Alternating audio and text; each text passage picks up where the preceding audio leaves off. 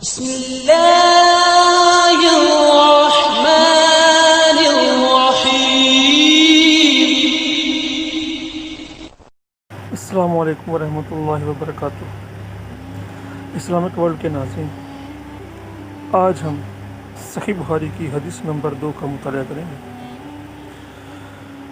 ایک شخص حارث بن حشام نامی نے نبی کریم صلی اللہ علیہ وسلم سے سوال کیا تھا کہ یا رسول اللہ، آپ پر وحی کیسے نازل ہوتی ہے؟ آپ صلی اللہ علیہ وسلم نے فرمایا کہ وحی نازل ہوتے وقت کبھی مجھ کو گھنٹی کی سی آواز محسوس ہوتی ہے اور وحی کی یہ کیفیت مجھ پر بہت شاق گزرتی ہے۔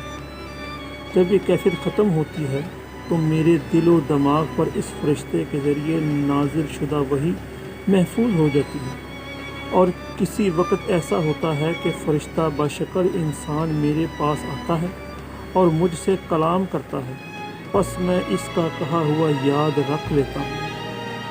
حضرت اما عائشہ رضی اللہ تعالی عنہ کا بیان ہے کہ میں نے سخت کڑاکے کی سردی میں نبی کریم صلی اللہ علیہ وسلم کو دیکھا ہے کہ آپ صلی اللہ علیہ وسلم پر وحی نازل ہوئی، اور جب اس کا سلسلہ موقوف ہوا تو آپ صلی اللہ علیہ وسلم کی پیشانی پسینے سے شرابور تھی۔